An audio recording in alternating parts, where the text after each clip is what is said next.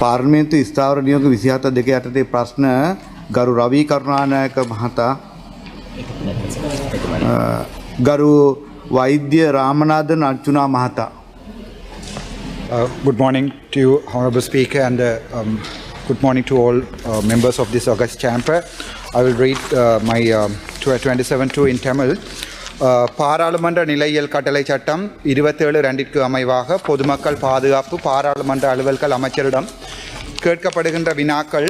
கௌரவ பொதுமக்கள் பாதுகாப்பு மற்றும் பாராளுமன்ற அலுவல்கள் அமைச்சர் அவர்களே, வடக்கு மாகாணத்தில் புற்றுநோயால் பாதிக்கப்பட்ட நோயாளர்களுக்கான ஒரே ஒரு புற்றுநோய் வைத்தியசாலையாக தெல்லிப்பளை வைத்தியசாலை அமைந்திருக்கிறது. தெல்லிப்பளை வைத்தியசாலையின் ஒரு பகுதியாக புற்றுநோய் பிரிவு இயங்கி வருகிறது. இவ்வைத்தியசாலை மாகாண அமைச்சின் கீழ்வரும் பி பிரிவு ஆதார வைத்தியசாலை ஆகும்.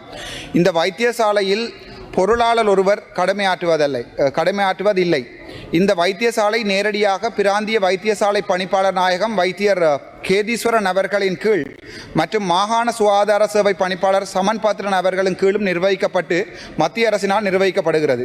இந்த வைத்தியசாலையிலே புற்றுநோய் பிரிவில் பொறுப்பு வைத்தியராக கடமை புரியும் வைத்தியர் கிருசாந்தி அவர்கள் இந்த வைத்தியசாலையின் புற்றுநோய் பிரிவுக்கான தனிப்பட்ட பண கொடுக்கல் வாங்கல்களை செய்து கொண்ட வங்கி கணக்கிலக்க புத்தகங்கள் 2 பிடிபட்டிருப்பதும் அதை என்னால் இந்த பாராளுமன்றத்துக்கு இன்றைய தினம் சமர்ப்பிக்க முடியும்.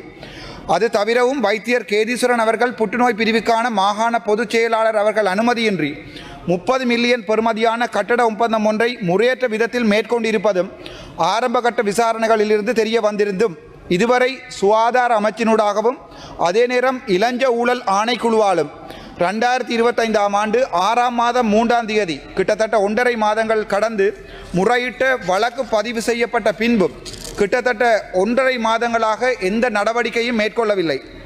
இது இந்த அரசாங்கம் தெற்கில் மட்டும் இளஞ்ச ஊழல் ஆணைக்குழுவை பயன்படுத்தி அரசியல் ரீதியான பழிவாங்கல்களை மேற்கொள்கிறது என்பதற்கு சிறந்த உதாரணமாக பொதுமக்களால் எடுத்துக்கொள்ளப்படக்கூடும். ஆகவே பொதுமக்கள் பாதுகாப்பு மற்றும் பாராளுமன்ற அலுவல்கள் அமைச்சரிடம் பின்வரும் கேள்விகளை கேட்க விரும்புகின்றேன்.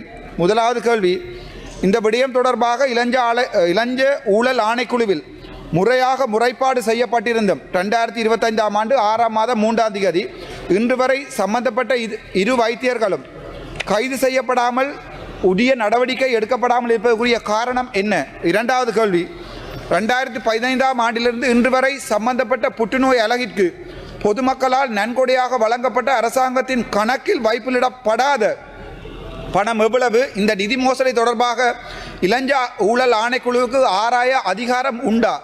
மூன்றாவது, புற்றுநோய் வைத்தியர் கன்சல்டன்ட் கிருசாந்தி அவர்களால் ஆர்டிஎச்எஸ் கேதீஸ்வரன் அனுசரணையுடன் பொதுமக்களிலிருந்து பணம் பெற்றுக்கொள்ளப்பட்டது தங்களுக்கு தெரியுமா? அப்பணம் தனிப்பட்ட வங்கி இலக்கங்களில் இடப்பட்டு வைத்தியசாலையிலிருந்து களவாடப்பட்டதும் தங்களுக்கு தெரியுமா? தெரிந்திருந்தும் ஏன் இன்று வரை நடவடிக்கை எதுவும் எடுக்கவில்லை? நான்காவது கேள்வி, ஒரு வைத்தியசாலையின் கன்சல்டன் ஒருவர் பொதுமக்களிடமிருந்து நன்கொடையினை வைத்தியசாலை நிர்வாகத்துக்கு தெரியாமலும் அதற்கு பொறுப்பாக இருக்கின்ற ஆர்டிஎச்எஸ் கேதீஸ்வரன் அனுசரணையுடன் மற்றும் பிடிஎச்எஸ்க்கு தெரியாமலும் பெற்றுக்கொண்டு நிதி நடவடிக்கையில் ஈடுபட முடியுமா? ஐந்தாவது கேள்வி, அந்த வைத்தியசாலையில் மாகாண சுகாதார அமைச்சின் செயலாளர் மற்றும் கட்டட ஒப்பந்தக்காரர் இருவருக்கும் இடையே ஒப்பந்தமின்றி தனிப்பட்ட ரீதியில் 30 மில்லியன் பெறுமதியான ஒப்பந்தம் ஒன்றை வைத்தியர் கேதீஸ்வரன் ஆர்டிஎச்எஸ் செய்திருப்பார் என்பது தங்களுக்கு தெரியுமா? செய்திருக்கிறார் என்பது தெரியுமா?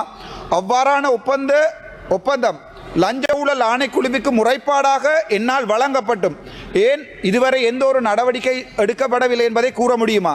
ஆறாவது கேள்வி, இந்த விடயங்கள் தொடர்பாக மாவட்ட ஒருங்கிணைப்பு குழு கூட்டங்களிலும் பாராளுமன்றத்திலும் மேலதிகமாக லஞ்ச ஊழல் ஆணைக்குழுவிலும் முறைப்பாடு செய்யப்பட்டு இதுவரை சம்பந்தப்பட்ட வைத்தியர் இருவரும் கைது செய்யப்படாதது ஏன்? ஏழாவது கேள்வி, தங்களுடைய அரசாங்கம் இவ்வாறான திட்டமிட்ட ஊழல்களுக்கு எந்த நடவடிக்கை எடுக்காமலும் விசாரணை மேற்கொள்ளாலும் இருப்பதற்குரிய காரணம் என்ன?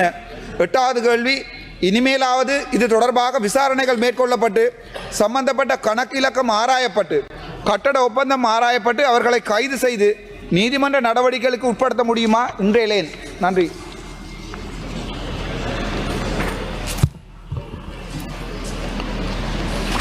ගරු අමාත්‍යතුමා. ගරු කතානායකතුමනි, මේ පිළිබඳව මට දින 2ක් අවශ්‍යයි.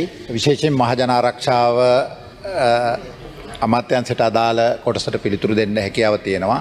අල්ලා සහ දූෂණ විමර්ශන කොමිසම ස්වාධීන කොමිසමක් ඔබ පොලිසියට පැමිණිලි ඉදිරිපත් කරලා තියෙනවා නම් CID එකට ඒ පිළිබඳව විස්තරයක් දුන්නොත් මට අල්ලා සහ දූෂණ විමර්ශන කොමිසම සම්බන්ධයෙන් මහජන ආරක්ෂක යටතට ගැනෙන්නේ නැහැ. නමුත් අනිත් කොටසට මම දින දෙකක් ඇතුළත ඔබට පිළිතුරු සපයන්න. ගරු මන්ත්‍රීතුමා උත්තර ප්‍රශ්නයක් අහන්න පුළුවන්ද? නෑ මේකට පිළිතුරු ලබා දෙනකොට ඊට පස්සේ මේකට අදාළව ප්‍රශ්නේ පැන නැගෙන අදාළ ප්‍රශ්නයක් තමයි අහන්න. ප්‍රශ්නෙට පිළිතුර ඔබ ගරු අමාත්‍යතුමා දින ඉල්ලුවා නේද? ඒකෙන් පස්සේ අපි ගරු මන්ත්‍රීතුමා දෙමු. செய்திகளை உடனுக்குடன் தெரிந்து கொள்ள உடனே சப்ஸ்கிரைப் பண்ணுங்க.